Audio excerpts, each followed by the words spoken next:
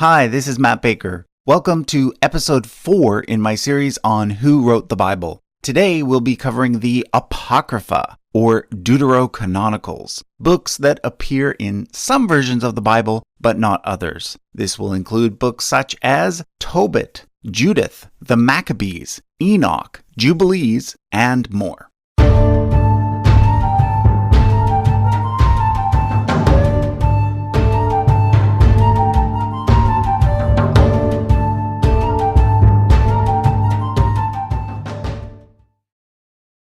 It's important to realize that there was never a single point in time when all of the various religious authorities in the ancient world got together and decided which books should be included in the Bible and which ones should not. Instead, the contents of the Bible grew slowly over time, with various books being put in and others being taken out, and with different religious authorities making different decisions in this regard. So, although I've been emphasizing throughout this series that Jews and Christians share most of the Old Testament in common, there are actually a few exceptions that I would now like to focus on.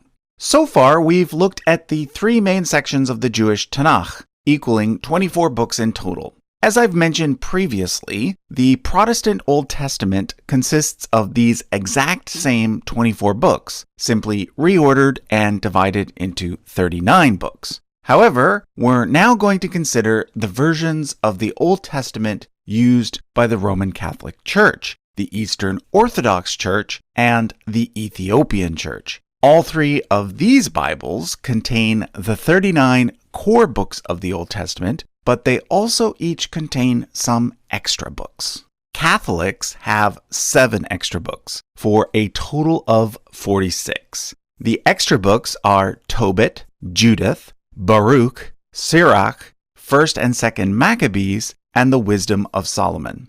According to Catholics, these books are called the Deuterocanonicals, meaning second canon, whereas according to Protestants, they are called the Apocrypha, meaning obscure or uncertain. In addition to these 7 books, the Catholic Old Testament also includes additions to both Esther and Daniel. The Eastern Orthodox Old Testament also includes these same 7 extra books. However, it also includes 3 more, for a total of 49. These are 1st Esdras, 2nd Esdras, and 3rd Maccabees. It too includes the additions to Esther and Daniel, as well as 1 extra psalm, and an addition to Chronicles known as the Prayer of Manasseh. Finally, the Eastern Orthodox Old Testament also includes a 50th book, 4th Maccabees, but it is listed as an appendix and not one of the core 49. Then there is the Ethiopian Old Testament, which is the largest of them all. First of all, it divides Proverbs into 2 books, and hence the core part has 40 books, not 39. It also includes everything we've mentioned so far, except for the 3 Maccabees. So that brings us to 47. But it also includes 7 unique books found only in the Ethiopian Bible, bringing its grand total to 54. Those books are 1st, 2nd, and 3rd Maccabean, which are different from 1st, 2nd, and 3rd Maccabees, Jubilees, Enoch, 4th Baruch, and Josephon. Okay, so now let's look at each of these extra books one by one. To do so, I'm going to bring up my timeline, which I used in the previous 2 episodes. You'll notice that, generally speaking, the Torah and the prophets represent the older books, whereas the writings tend to be the books that were written later. This is why I prefer the Jewish ordering. It's not just because I'm Jewish, it's because the Jewish ordering makes the evolution of the Bible more clear. The Torah was clearly thought to be the most important part, followed by the prophets. Most of the writings, though, were written much later, and they are far more literary. Hence, it makes more sense to include them at the end rather than to sprinkle them throughout. What we're about to discover is that the apocryphal, or deuterocanonical books, represent a second set of writings that were written even later. So, in order to make room for their placement, we need to expand our timeline to include the next three periods in Jewish history: the Hasmonean period, the Herodian period, and the post-Temple period. The Hasmonean period began in 167 BCE, when a family of Jewish priests known as the Maccabees, or more formally the Hasmoneans, managed to win independence for Judea. Their rule continued until 37 BCE, when the throne passed to Herod the Great. By that point, Judea was a client state of Rome, but it did still retain a certain degree of autonomy. However, in 70 CE, the Romans destroyed Jerusalem as well as the Second Temple, and ushered in the final period on this timeline, which I have named the post-Temple period. Okay, so now that our timeline is set up, let's start with the book of Tobit. Tobit is a collection of several stories, set shortly after the Assyrians conquered the northern kingdom of Israel. They center around a couple named Tobit and Anna, and their son Tobias, who ends up marrying a woman named Sarah. However, it also prominently features an angel named Raphael and a demon named Asmodeus. This already makes the book of Tobit quite a bit different from the books that made it into the Hebrew Bible. It might surprise you to learn that angels are rarely mentioned by name in the Hebrew Bible, and demons do not appear at all. In fact, the only book in the entire Hebrew Bible to mention an angel by name is the book of Daniel. As I mentioned in the last episode, Daniel was written late in the Greek period. Well, Tobit was written by an anonymous author around the same time. This is why they have several features in common, such as the inclusion of spiritual beings with names. By this point, Judaism had been strongly influenced by Zoroastrianism, the main religion in Persia. This is why, from this point forward, we find a much more detailed spiritual world within Jewish literature. For example, more angels and demons. The next book is Judith. Judith, like Esther, is best thought of as being a work of historical fiction. In this case, it is set during the time when the Babylonians were conquering Judah. The story revolves around a woman named Judith, who uses her wit to sneak into the enemy's camp and behead a general named Holofernes. However, it is likely that the story is actually an allegory about the beheading of a much later enemy, a Seleucid general named Nicanor, who was killed by the Maccabees. The evidence for this interpretation is based on the fact that the military terminology, political institutions, and geographical boundaries mentioned in the book all match those of the Hasmonean period, indicating that this was when the book was written. Next up is the Wisdom of Sirach, a book that is kind of like Proverbs and is sometimes called Ecclesiasticus. Unlike Tobit, Judith, and so many other books, we actually know the name of the person who wrote this one. His name was Joshua ben Sirach, or Jesus ben Sirach, hence the title Sirach. We also know exactly when he wrote it, because he mentions the name of the high priest at the time, Simon II. This puts it right at the end of the Greek period, just before the Hasmonean takeover. We also know that a prologue was added to the book several decades later by his grandson, and this prologue is particularly helpful in understanding how and when the Jewish canon was formed, because it contains the earliest mention of the tripartite division of the Tanakh. Sirach chapter 1 verse 1 reads, "Many great teachings have been given to us through the law and the prophets and the others that followed them." Moving on, let's now consider the book of Baruch. According to the book of Jeremiah, Baruch was the prophet Jeremiah's scribe. That would mean that he lived around the time of the Babylonian exile. However, due to the language used in the book, it is unlikely that Baruch actually wrote Baruch. As is often the case, it is more likely that a later, anonymous writer simply wrote the book as if it was written by Baruch. And although the book deals with the loss of the temple due to the Babylonians, it is likely that what it is really talking about is the loss of the temple that occurred just prior to the Maccabean revolt. This would place its composition around the same time as Judith. Next is the Book of Wisdom, also known as the Wisdom of Solomon, another Proverbs-like book that was supposedly written by King Solomon, but almost certainly was written much later, probably around the same time as Baruch. Based on an analysis of the grammar and vocabulary used, Baruch and Wisdom are thought to be the two earliest books on this chart to have been originally written in Greek. This is in contrast to Tobit and Sirach and perhaps Judith, which were originally written in Hebrew and only later translated to Greek. We know this partly because Hebrew fragments of both Tobit and Sirach were found among the Dead Sea Scrolls.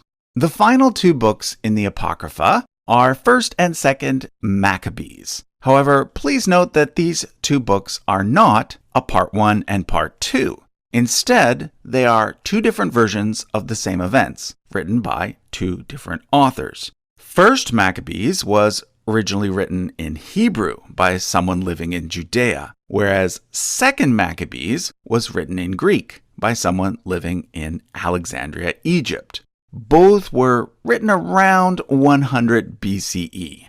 We do not know the name of either author. However, 2nd Maccabees is supposedly a condensed version of a now lost 5-book series about the Maccabees, written by a man named Jason of Cyrene. The Maccabees are, of course, associated with the Jewish holiday of Hanukkah. However, please note that the miracle of the oil story is actually not mentioned in either 1st or 2nd Maccabees. The earliest mention of that part of the Hanukkah story is actually in the Talmud. Anyway, if you want to learn more about the Maccabees and the Hasmonean period from a historical point of view, I'd recommend watching the video on this channel where we go through their family tree. I'll link to that in the description. Okay, as I mentioned earlier, the Apocrypha also includes several additions to Esther and Daniel. In other words, the Greek versions of those two books are longer than the original Hebrew versions because at some point, someone added some bonus material, probably written in Greek from the start, and added around 100 BCE. In the case of Esther, the additions are sprinkled throughout and end up changing the tone of the entire work from that of a comedy to that of a more serious tale. In contrast, the additions to Daniel consist of 3 large chunks: the prayer of Azariah, which is part of the fiery furnace story, Susanna and the Elders, a story about 2 creepy old men sexually harassing a woman, and Bel and the Dragon, which is actually 2 stories, one about corrupt priests and one about Daniel slaying a dragon. So that takes care of all the Catholic deuterocanonical books, called the Apocrypha by Protestants. However, as I mentioned, the Eastern Orthodox and Ethiopian Bibles include several more books. Let's start with 1st and 2nd Esdras. Again, these are not a part 1 and part 2, but rather 2 totally different books by 2 totally different authors. The first thing you need to know is that Esdras is simply the Greek version of the name Ezra. And we already have a book of Ezra, as well as a book of Nehemiah, which in the original Jewish Bible was considered to be a part of the book of Ezra. 1st Esdras is basically a Greek version of the original book of Ezra, with some changes, written in the late Hasmonean or early Herodian period. 2nd Esdras, however, is something totally different. It was written in Latin after the rise of Christianity and falls into the category of apocalyptic literature. Next is 3rd and 4th Maccabees. 3rd Maccabees actually has nothing to do with the Maccabees. It's a story about Ptolemy IV's persecution of the Jews about 40 years prior to the rise of the Maccabees. It was written in Greek around the same time as 1st Esdras. 4th Maccabees is kind of a commentary on 2nd Maccabees. It too was written in Greek, but much later, around the same time as 2nd Esdras. That takes care of everything included in the Eastern Orthodox Bible, which leaves us with the books that are found only in the Ethiopian Bible. Let's start with the books of 1st, 2nd, and 3rd Maccabean. Although the name derives from the word Maccabee, these Ethiopian books are totally different from 1st, 2nd, and 3rd Maccabees. For one thing, they are written in Ge'ez, which is the ancient language of Ethiopia. The first two do appear to be loosely based on the Maccabees, but with the names and locations in the story changed significantly. For example, the evil king in the Ethiopian version is a man named Tsirut Sidon. Interestingly, coins of Antiochus IV, the villain in the original story, often included the city names Tyre and Sidon, which could be where the name Tsirut Sidon comes from. 3rd Maccabean, however, has nothing to do with the Maccabees, and instead focuses on Bible characters such as Adam and David. All three of the Ethiopian Maccabees were likely written very late in the post-temple period, almost as late as the fall of the Western Roman Empire. We then have 4th Baruch, which is designated as such because there is also a 2nd Baruch and a 3rd Baruch, even though neither of them ended up being included in any Bible. Anyhow, 4th Baruch was likely written in Greek, sometime in the post-temple period. However, Josephon was written much later than anything we've seen so far. In fact, it was probably written in Italy, well into the Middle Ages, even though it was written in Hebrew, and its name comes from the fact that it was said to have been written by Josephus. It's kind of a recap of Jewish history, but because it was written so late, I'm going to place it completely off the chart.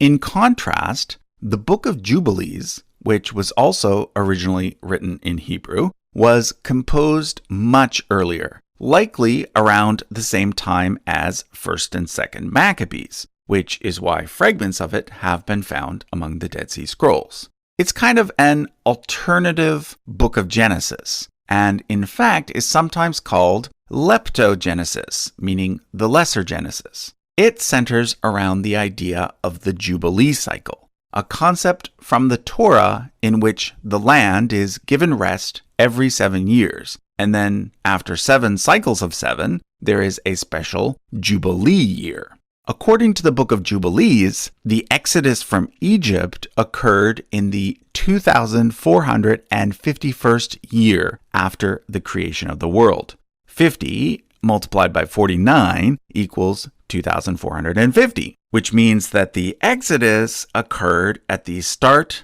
of the 50th set of 50 years, making it a Jubilee of Jubilees. I'll be returning to this calculation in September, when I plan to do a video on the Jewish calendar. Okay, last but not least is the Book of Enoch, which in my opinion is the most interesting of all the apocryphal books. It takes its name from a minor Bible character named Enoch, who shows up on the genealogy between Adam and Noah. In Islam, this character is known as Idris. However, the Book of Enoch was obviously not written by Enoch. It was written during the Greek period, and one of the things that makes it so interesting is the fact that parts of it are likely older than Daniel. Daniel being the last book that made it into the Tanakh. So basically, every other apocryphal book except Enoch was written after Daniel, which makes Enoch special. On top of this, it is also the only apocryphal book that is referenced in the New Testament. In fact, it's referenced 7 times in these verses. Finally, I should also point out that several Hebrew and Aramaic fragments of the Book of Enoch have been found among the Dead Sea Scrolls. However, the most important thing you need to know about the Book of Enoch is that it's actually 5 books, and that each book was likely written by a different author at a different time. There's the Book of Watchers, the Book of Parables, the Book of Astronomy, the Book of Dreams, and the Epistle of Enoch. The oldest section is the Book of Watchers. This is the part that was likely written in the Greek period, before the Book of Daniel, whereas the latest section is the Book of Parables, written during the post-Temple period. I'm going to focus on the Book of Watchers because that's the part that tends to come up the most when people talk about the Book of Enoch. The whole thing is basically based on a few short verses in Genesis that go like this. When people began to multiply on the face of the ground, the sons of God saw they were fair, and they took wives for themselves. The Nephilim were on earth in those days, when the sons of God went into the daughters of men, who bore children to them. These were the heroes that were of old, warriors of renown. The Lord saw the wickedness of humankind was great in the earth, and the Lord was sorry that he made mankind. So the Lord said, I will blot out from the earth the human beings I have created. Genesis 6, 1-7, New Revised Standard Version. What follows is the flood story. So it seems that these few somewhat puzzling verses that read more like pagan mythology than the rest of the Bible are given as the explanation for the flood. Well, according to the Book of Enoch, the phrase sons of God refers to a special group of angels called the Watchers, whose job was to watch over the newly created humans. The Book of Enoch basically fleshes out the Genesis account and describes how fallen angels end up having sex with human women, resulting in a race of giants known as the Nephilim. As I mentioned earlier, the Tanakh doesn't really give much information about angels or fallen angels, but the Book of Enoch does. It lists the names of many angelic beings, such as Samyaza, the leader of the Watchers, Azazel, the fallen angel who teaches humans to use metal and to make weapons, and Uriel, one of the good archangels who acts as Enoch's guide. So if the Book of Enoch includes so much extra information, why then did it not make it into the Jewish Bible? To explain, I need to tell you a bit more about what was happening during the Greek period of Jewish history. In episode 1, I put forward the idea that the ancient Israelites were originally two separate kingdoms, with two separate origin stories, one that involved Moses and one that involved the three patriarchs. And that it wasn't until after the fall of the Northern Kingdom that the idea of monotheism really took off, when most of the Northerners fled south and joined the Kingdom of Judah to create a unified state and a unified religion. This religion, which can be called First Temple Judaism, was short-lived because not too long after it got going, the First Temple was destroyed and the elite were exiled to Babylon. But as you're hopefully aware of by this point, the Jews were eventually allowed by the Persians to return and rebuild their temple. It is probably sometime during this period that the two origin stories were combined for the first time, and that the final version of the Torah was compiled, creating a new religion that could be called Second Temple Judaism. However, over the next several hundred years, particularly by the time that the Persians were replaced by the Greeks, several different groups emerged within Second Temple Judaism, each with their own slightly different understanding of the religion. The three main groups were the Pharisees, who were mainly scribes and teachers, the Sadducees, who were the priests, and the Essenes, who were the most mystical of the three. When the Second Temple was destroyed by the Romans in 70 CE, the Sadducees basically disappeared because there was no longer a temple for them to use. At this point, the very bookish Pharisees ended up redefining Judaism, and it eventually evolved into rabbinical Judaism, which is the type of Judaism that exists to this day. The Essenes are the group that we know the least about. They may or may not have been the ones responsible for making the Dead Sea Scrolls. These days, there's some debate about that. However, one idea is that they were the ones who were the most interested in stuff like angels and demons and a future Messiah. Because of this, some scholars have put forward the idea that the Essenes might have had a strong influence on the development of Christianity. So by the time that the biblical canon was finalized, which was sometime after 70 CE, Second Temple Judaism no longer existed, and instead there were two main descendants left behind. On one hand, there was rabbinical Judaism, and on the other hand, early Christianity.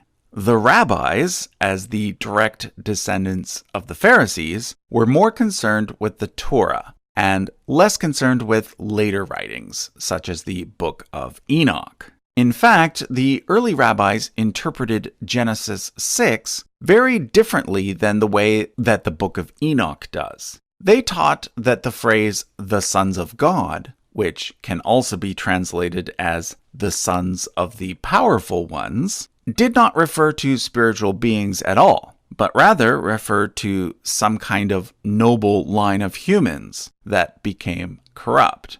So the rabbis did not include Enoch in the Jewish Tanakh. The early Christians, on the other hand, seemed to hold on to the Book of Enoch a little longer. For example, 3rd century church fathers such as Tertullian and Origen both considered it to be divinely inspired. However, in 382 CE at the Council of Rome, it did not make the final cut when the contents of the Catholic Bible were finally set in stone. Of course, it did remain in the Ethiopian Bible, which is why it did make it into this